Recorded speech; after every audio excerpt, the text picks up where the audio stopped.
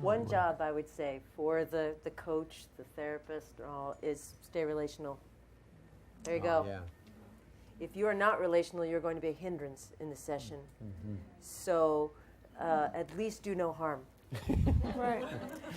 And you do want to actually help and be a life-giving presence. So learn when you're feeling signs. And sometimes that anxious feeling like, I know, I got to say, is our own triggering or our own positive triggering. If you're not familiar with that term, we use that to mean positive feeling triggering, as opposed to feeling cruddy, like, oh, I feel inadequate and shameful right now, is like, man, I am hot stuff, or I'm on top of the world, or if I just keep getting to speak in front of you all like this, now I feel like I'm a good enough person, and or I'm the worship leader, and this worship set's never going to end because this feels so good right now, and you probably experienced it. And so you need to learn to recognize when you're feeling that kind of positive trigger too. I mean,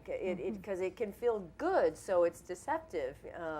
But it's like you got to keep scratching the itch. But just like a mosquito bite, you scratch it and you keep scratching. It doesn't stop itching. It scratches more. It gets infected, and whatever. So if it's that kind of a thing, I got to share this prophetic word I have with you because I need to share it because I'm scratching the itch. This makes me feel like I'm a real minister or something.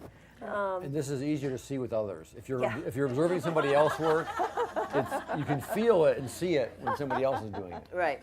So then that's a hard thing. It's a humble thing to actually listen to the people around you when they give you some feedback about that, or it may be that when you've shared that word with them and, it just didn't feel like it was just the most on-target word to them, and you're so confused because you were sure it was, Well, it could be because they're not receiving it. I mean, there could be a bunch of explanations there, but you should ask the Holy Spirit to shine the light back on you and say, what does this mean and where was this coming from in me?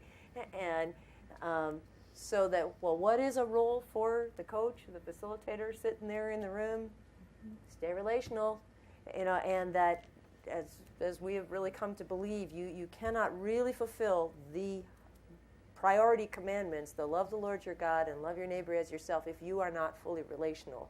You can only do, a cheap imitation of it if you're not fully relational, because it's not just a matter about following a certain creed or legal code.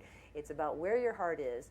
And so get yourself back relational again, and then you'll be able to discern a lot better, about what you should say, what you should not say.